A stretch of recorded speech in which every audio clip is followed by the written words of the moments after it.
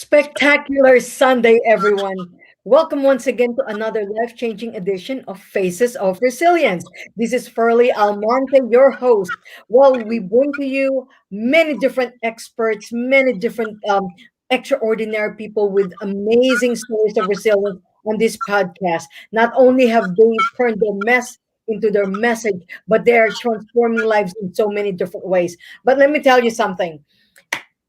Tammy, my guest today is one of my favorite ones because we have only we're not only just friends, but we're also collaborators, and we have created so many incredible things together as well. Well, we only met actually a few years ago during Kelly Fidel's event in San Diego, and we actually happened to be roommates in Yeah. this hotel, and we just hit it off very, very easily because you would soon find out that she has the best of hearts, and she is just so giving, and she's so wise, so intelligent in so many ways. And not only did we become very good friends, she actually is also responsible for helping me and Christine, my spouse, become international best-selling authors with Amazon, with a book that we actually co-authored with other amazing people that Tammy has helped. So Tamara, Tammy Patzer actually is not only a publisher, but she is a mentor to many different experts out there who are looking to basically create a global brand, global visibility, be able to actually get notice in the different media outlets. And so she has helped so many different experts, as well as um, consultants for Microsoft, for Harvard. We're talking about people who are really, way up there in terms of the level genius, right? And she is just incredible when it comes to helping these people be able to shine in their light. That is the best way that I can really summarize who you are, because you are so many more things than what I have just described to you. Well, ladies and gentlemen, please, it is my honor and, you know, privilege to welcome to our show Dr. Tammy Patzer. Thank Tammy! Oh my goodness, what a beautiful person you are. you. Oh, how have you been? Well, here's the good news. It's spring in Southwest Florida, so we had a little bit of cold weather, meaning it dipped down into the 40s. But I noticed that my oak trees now they've gone from bare branches to having those bright green leaves, and of course that also brings the yellow pollen. And I have butterflies all over, and it's just a really pleasant time, in terms of the weather's not too hot and it's not too cold. It's kind of perfect. And I have a brand new granddaughter. She's actually Woohoo! will be a year old in the end at the end of April, Olivia. And then I have a new granddaughter coming in June, and she doesn't have a name yet, but they're playing around with names like Elena, which is my middle name. And Grace Lynn is another name, which Grace happens to be my grandmother's name. So who knows? When she's born, she'll get her name, I'm sure. Oh So my that's goodness. exciting. Time flies, because I think I remember last year, just before this pandemic kind of went into full blown. I thought I saw you posted about your grandbaby, and now you had shared that you have another grandbaby. Oh my God! I wonder how many quarantine babies there are. So, No, but it's funny because I've heard two different stories on that. Some are like there'll be a lot of quarantine babies, and then there's the other side that says no, people are afraid to have children, So, yeah, I think babies come when it's time, for right. them to come. Well, congratulations on that, and I know that you are working on so many amazing projects. So basically, by the way, in case you're looking to write a book and you don't even know where to start, you want to be able to start with something a little smaller, maybe a contributing author. My goodness, there could not be a more perfect person to help you along the way. Tammy also writes different publications, press releases, things like that. Because we first of all, before we could probably finish writing something about ourselves, how many rewrites do we do, and probably can do half the best effort that Tammy could write, because she sees us in a whole different light. But before we go there, this show is all about stories of resilience. And before we just actually went live, I was asking Tammy, so what part of your story are you going to share? Because we all have very compelling stories. One of those that she had mentioned is something about publishing your story. So let's talk about your mother. Would you like to share that? Yes. So my mother was a writer, and the big thing that she really brought to me as a child was that she was a writer, and I would wake up at like 3 o'clock in the morning to the tap, tap, tap, tap, tap of a typewriter. And that was my mom writing novels. And she described it as that she would have dreams. The characters in her novels would do whatever they're doing in her dreams, and then she'd get up and write what they were doing in her dreams. And as I was growing up, it was really foretelling of who I would become, because one of my favorite things to do was to interview my mother on my tape recorder. If you remember cassette tape, I Okay. would record it, and I would pretend that I was like a news reporter on a radio show, and I would interview her about, because she was a famous author. And somewhere there are some of these tapes floating around. I think my sister might have them, but I think that's interesting because I used to practice exactly what I'm actually doing now. But my mother was sick. She had health issues. She had heart condition. She had when she was a baby, she had rheumatic fever. And I guess that damaged her heart. And so she was frail. And even though she had 4 children, and I was the last of them, she, as I was like 8, 9 years old, she got, sicker and sicker. So I grew up always being afraid of that my mother could die at any time, because she had multiple health scares or crises where, she'd end up in the hospital. And I was always in this fear. But the truth is that she actually did not die until I was 27 years old.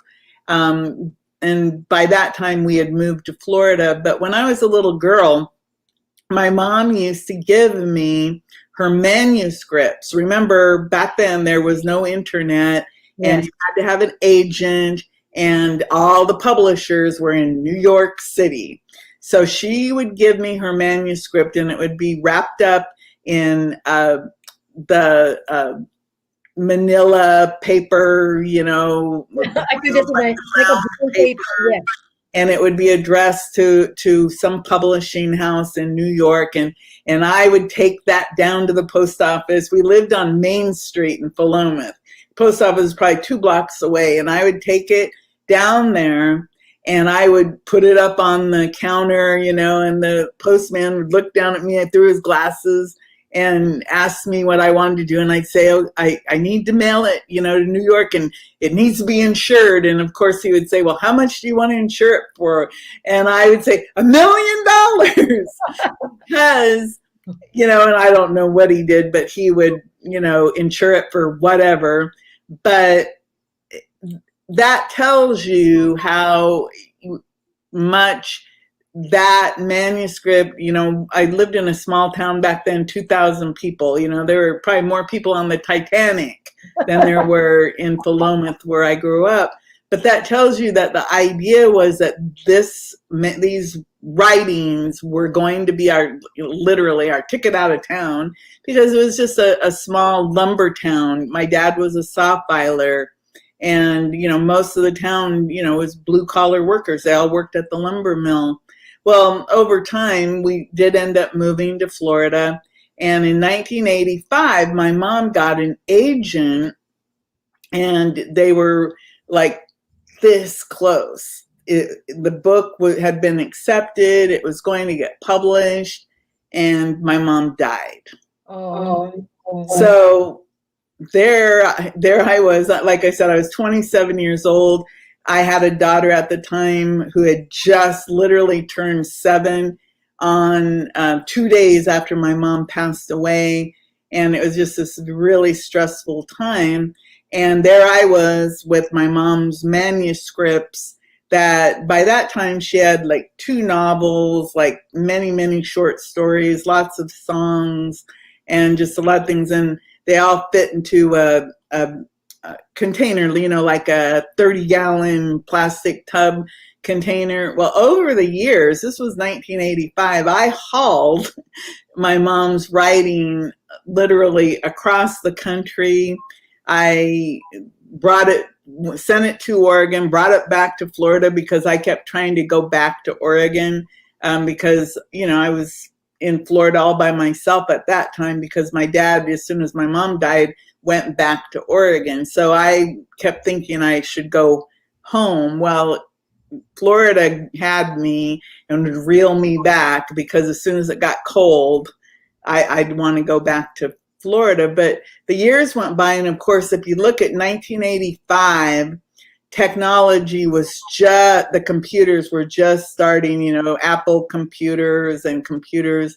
So probably in the late 90s, I actually published a small book of her poetry. And the goal was that I was going to get her novels done. And I actually went to college at Eckerd College and did creative writing and business because I knew that if I could have that creative writing in the business, then I'd, hopefully be able to publish my mom's work.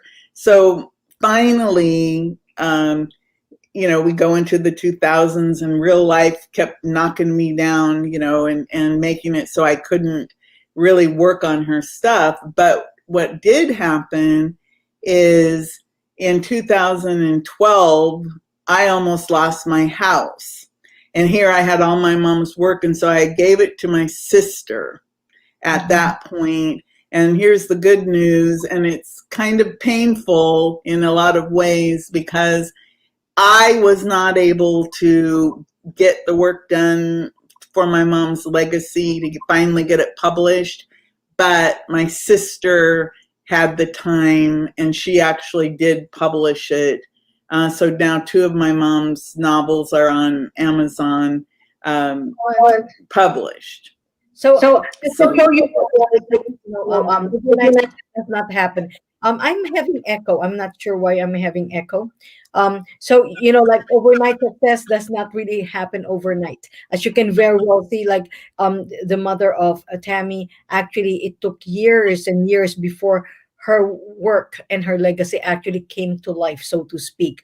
And so many people actually die with their stories and their music inside of them. So many different treasures, so many different lessons actually, and words of wisdom that need to be put out there. Actually, before I go there, because I obviously, what had happened with your life became basically a self-fulfilling prophecy of what you are going to be doing in life. And it almost like created, laid out the red carpet for you do to become a publisher, so to speak, and to help so many people with stories to put themselves out there as well. But I wanted to share with you, because of the Faces of Resilience, that even, as articulate as you are, you went through a very life-changing medical crisis, a few years ago, that even prevented you actually to be able to remember to speak. And that is actually so much a part of your business. Can you talk a little bit about that? Yes. So when my mother died in 1985, the only thing I really remember the doctor saying to me was, watch the calcium in your blood. He didn't say anything about why, but that was what stuck in my mind. Watch the calcium in your blood. So I started not feeling well probably in 2007 or so. And of course, you go to the doctor And if you're by then, how old would I have been? Around getting close to 50, or I may have been 50.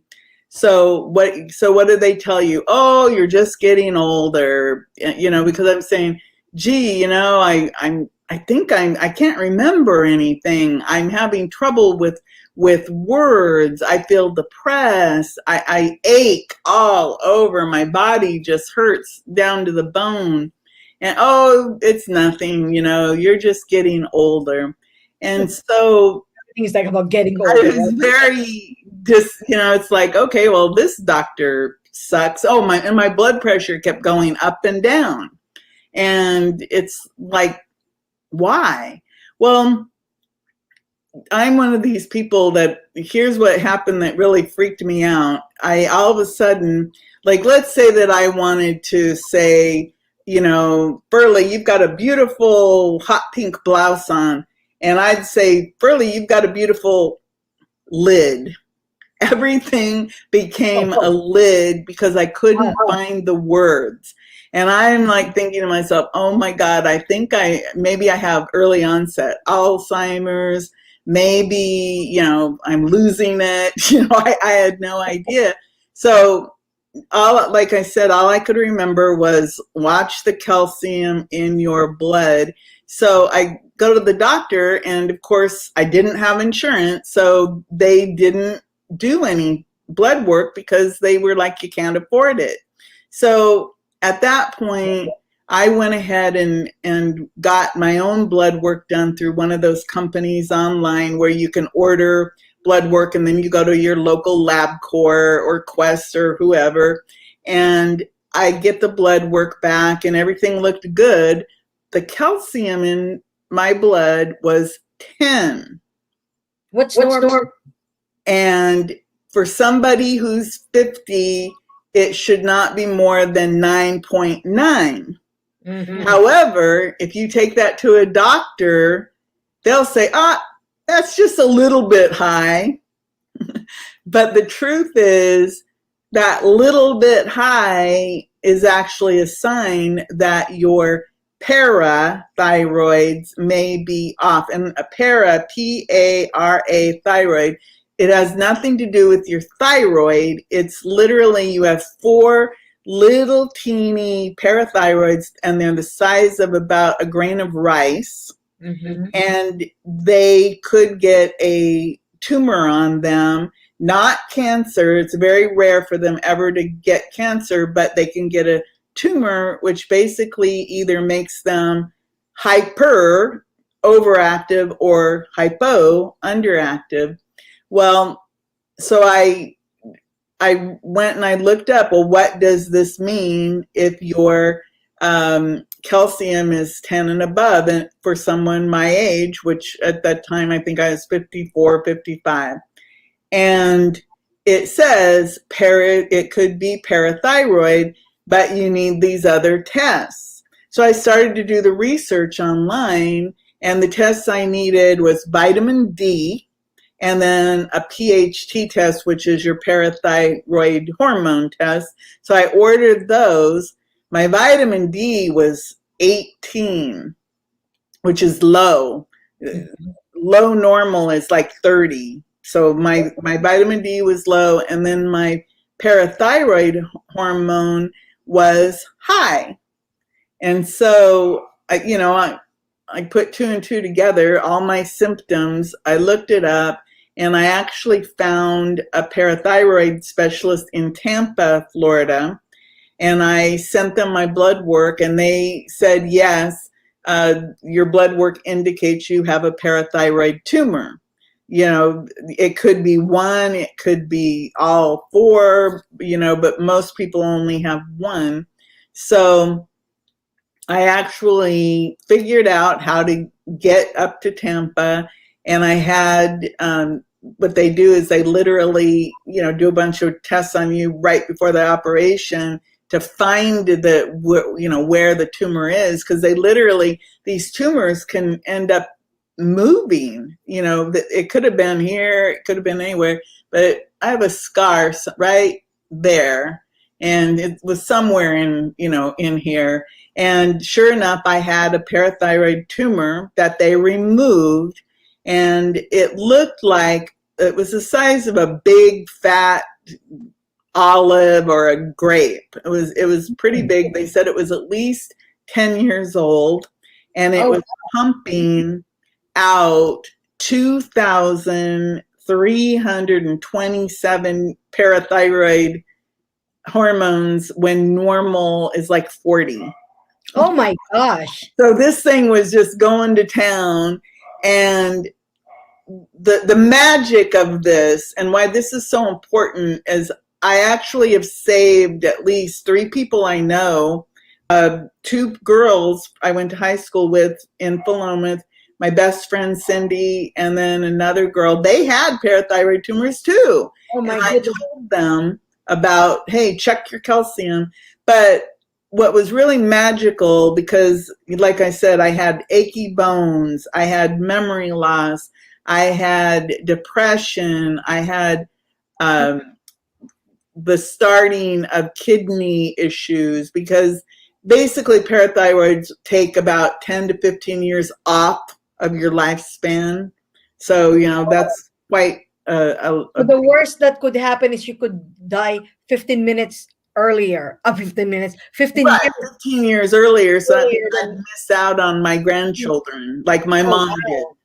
My mom Oh, missed out I'm on. so glad that you also were able, that's why with us, obviously you cannot just rely on Google. You have to seek Right. No, I went to a real doctor. yeah, what I'm saying is that if you can't wait for somebody to just say, this is what you have, you're just getting old. No, you cannot date not everything is just about getting old, but you took a step further and became proactive, sought the help of a medical doctor, and also at the same time did your homework, learned more about the disease. And and here you are, well controlled, tumor free, and now helping people. Actually, now that you're able to say the words correctly. Well, what I wanted to say about that is what happened is my brain literally, like a computer, if you imagine it, it rebooted. And over a period of about 3 weeks, every night when I slept, it was like I would dream, and it was as if all of the information was downloading and then it re-uploaded properly. It was like it all downloaded and then re-uploaded, and I rebooted, um, and I began to function again, because I'll tell you, it was scary when you're a high functioning person and all of a sudden, you can't find a word for blouse or shirt or hat, and everything is a lid, because I guess your brain goes, well, a lid covers things.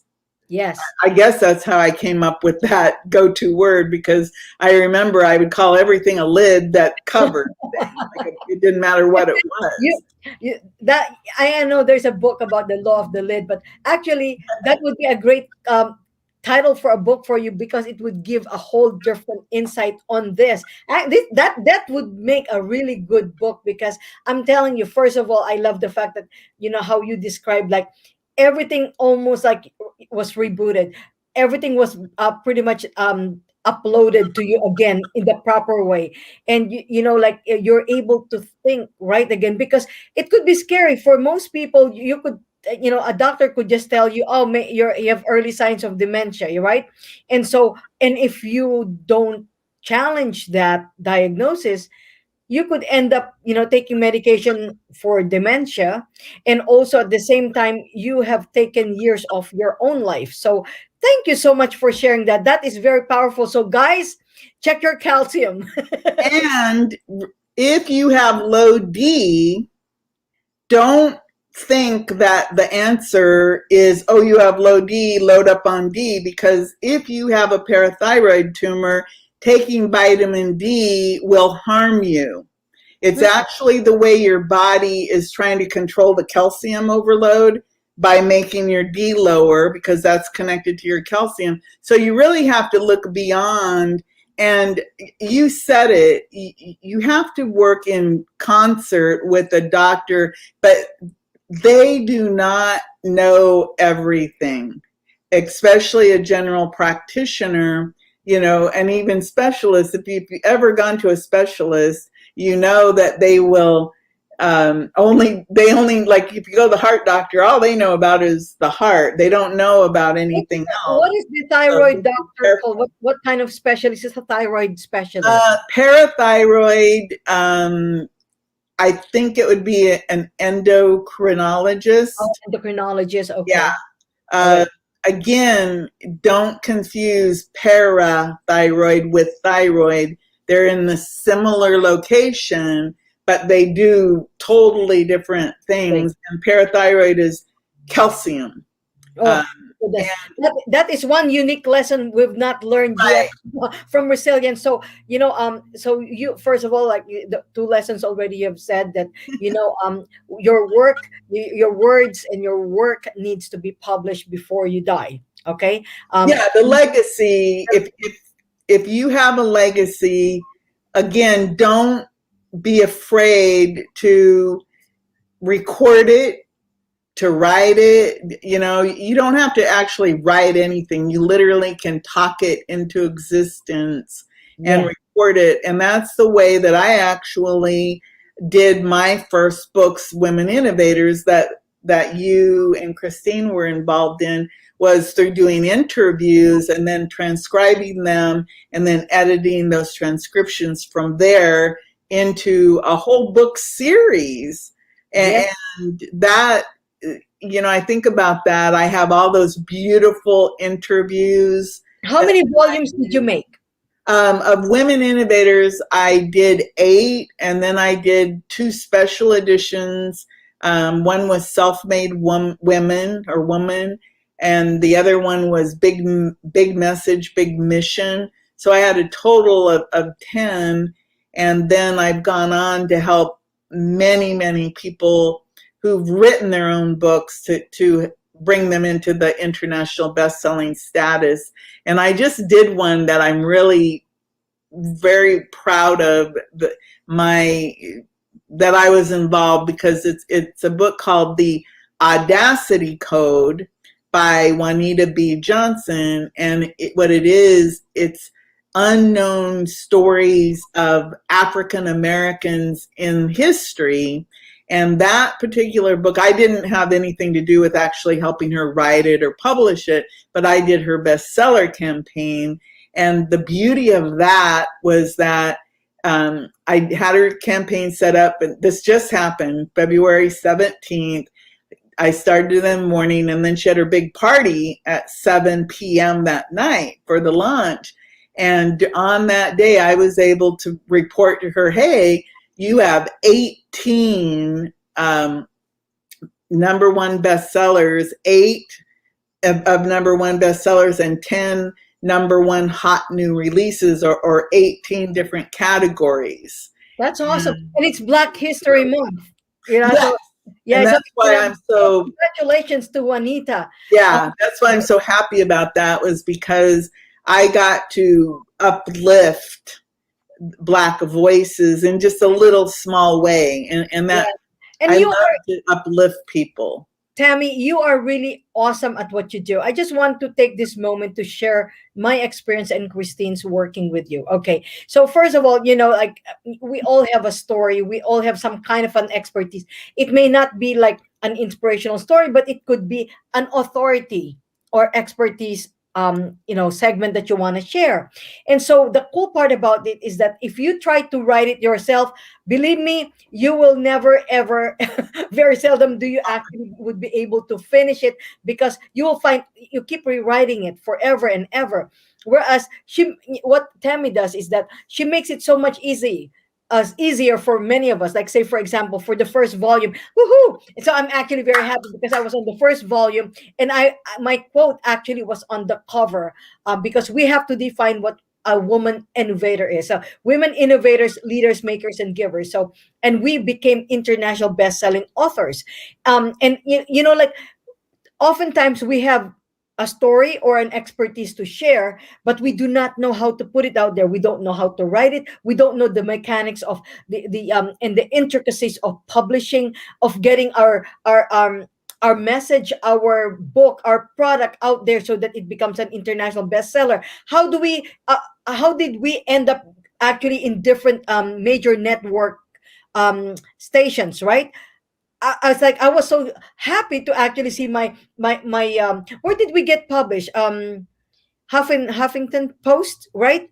Oh, the publicity work, The publicity, yeah. you were published in the Huffington Post, ABC, NBC, CBS, several different online newspapers, different magazines. And I'm trying to think because over time, all these things keep changing. But yes, It's so you cool were because really, like, ordinary people like us, we wouldn't know how to get into CBS, NBC, all of those outlets, and quite frankly, to see ourselves being quoted in those on those articles. Oh, I feel like there I'm being recognized as an authority. So if this is something that actually you are thinking about, I would strongly recommend that you connect with Dr. Tami Patzer, so you can begin to actually put together your thoughts, your ideas, your story, and put it in a book, and actually put it out there and have somebody else promote it for you who know exactly and have been successful in what it is that they do. Now, you also mentor other consultants. What do you mentor them in? A lot of the work that I'm doing in this time period is helping people to get on podcasts, and also I work with them to get on television and with publicity. But many people, what they need is, when it comes to podcasts, is, let's say, like, you don't have this issue, but let's say that they're afraid to just get on and have a conversation like what we're doing. So what I do is I will help them get their media kits put together, figure out, their messaging, figure out the questions that they want the host to ask them. Just I help them do that, and then we practice. And then I have several podcasts that I can invite them to, so that they can practice with me. And I consider myself a friendly host. So, You so are. I'll help to set them up for success, and so they can get that confidence that they need. And the beauty of that is, and just like this show that you have, I mean, I've watched you, Furley, go from having dreams to actually creating solid things. Same with Christine. You guys you had these visions, you had these dreams, and I've watched you go from having visions and dreams to living a reality. Yeah, right. We're just waiting for that big network shows. Yeah. By the way, I am ready for my own, a major show on network. How do you call on national television? As I've said, like, you have contributed so much also to my growth, to my visibility, to establishing my authority. To being able to, putting a dream to reality, and that is absolutely, like, life changing. And I know there are so many people out there who are a lot more timid, for instance, or maybe they just, here you go, okay, I have a dream, I have a story, I want to talk to somebody about it, I don't know how do I write a book? But all of them, like, oh, I want to write a book, whether it be a memoir or a self-help book. But the whole idea is like, now what? The starting point is it. And being able to contact you, you'll be able to walk them through the process, and you do consultations, right? Like, if to make sure that you're Yeah. the right person for them. Now, how does that happen? Like, how do they connect with you? So the easiest way to connect with me is if they're on Facebook, which I think we're on Facebook right now. Just friend me, Tamara Patzer, Tamara Patzer, Patzer. Just friend me and say, hey, I would like to talk to you. Or they can go check out TamiPatzer.com, or they can even email me at my full name, Tamara Patzer at Gmail. But the best way probably is, or they could write into the comments here on Yes. your Yeah. show. We're going to write all of our contact information also on the Yeah. comment section in here, so that when we share it, you'll be able to contact her, because consider this your wake up call, really, because I'm sure not only during the pandemic, I'm sure in many past um, chapters of your life, you have a compelling story that you are dying to share with others. Because you know what, this is my thing. I've been through so many different adversities in life, but I realize, why should I hide in shame? How does that serve others? Just think about it. If you share the lesson that you have learned, you could help so many people who are going through what you are going through right now, and help them be led to their light.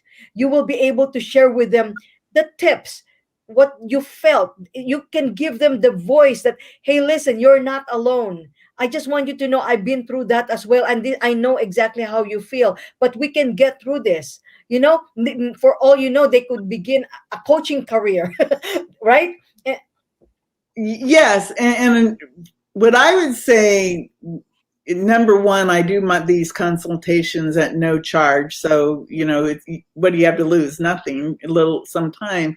But what I see, if I were to call it a superpower, because some people really like to call things superpowers, is that when I talk to somebody and they start to tell me who they are and what their dreams are, I all of a sudden, I start to see them. I'll see them on the stage. I'll see their classes.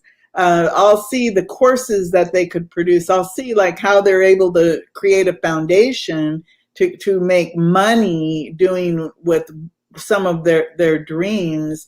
And then, so that's what I guess my superpower is. It's to yes, be able to and I see can who attest to you that, are. because all you have to do is tell Tammy a couple lines, and then her mind just goes to work, and she can already visualize what you can become, without you even realizing that you are capable of that. Because as I've said, she's an expert at this.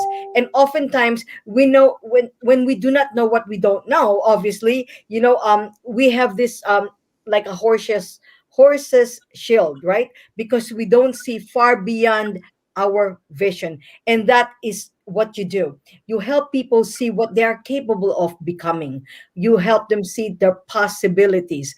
And so, especially now more than ever during this pandemic, people are so lost.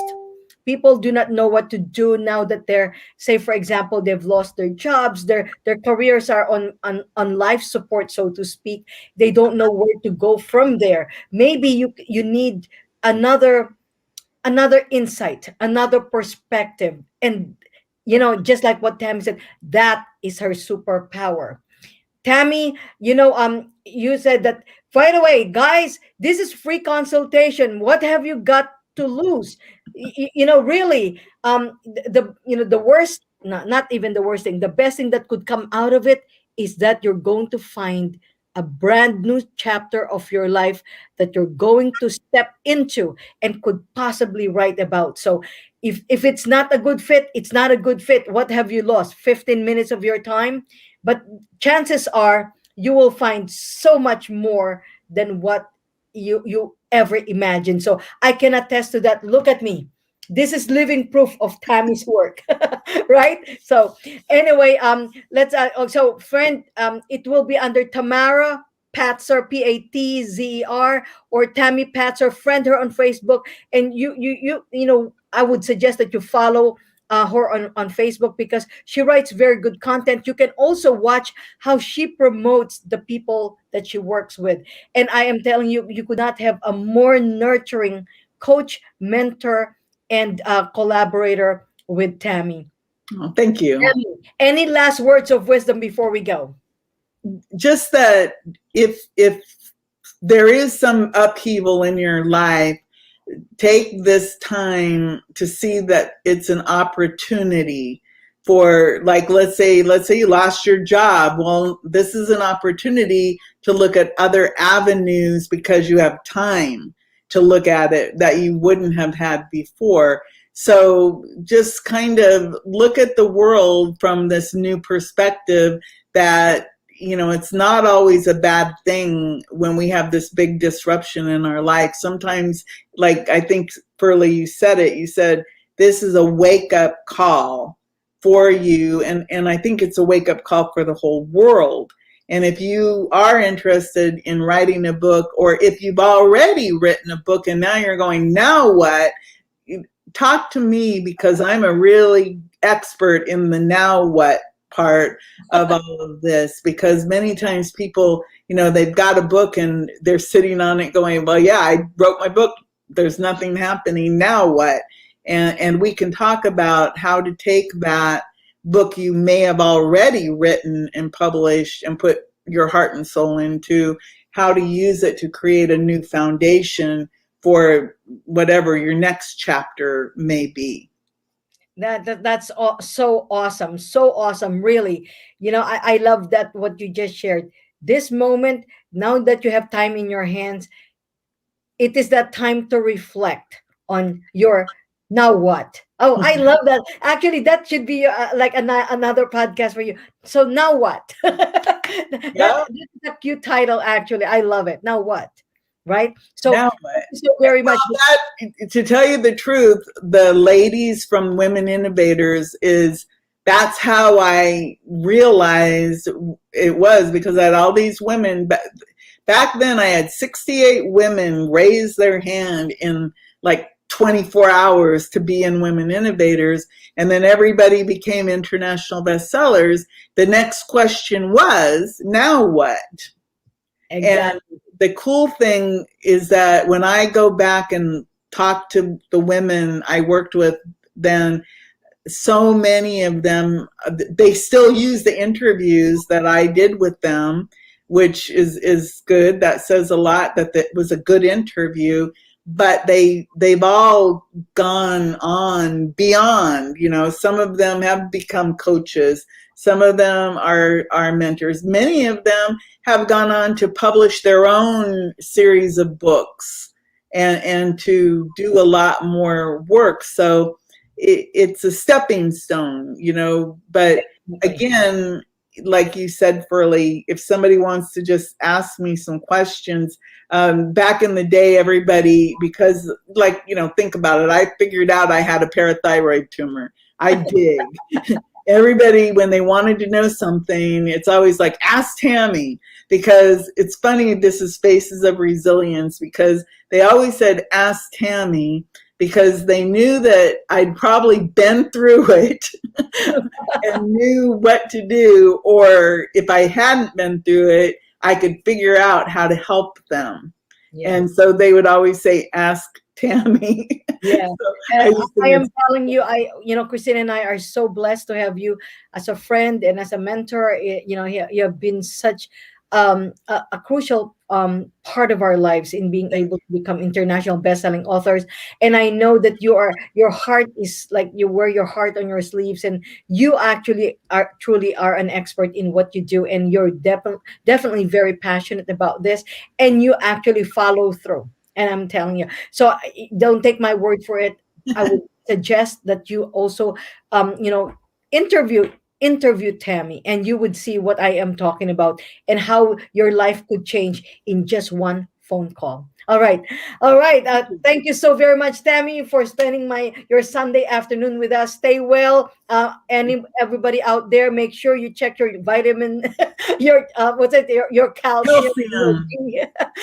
All of those things. Like, oh, I just heard from Tami and Pearlie that you have to check your calcium. Who would have thought, right? Like, so here in Faces of Resilience, we bring you so many different lessons that you never probably would have expected. But the whole point is, we're here to change lives. And I hope that I did that beautifully this afternoon.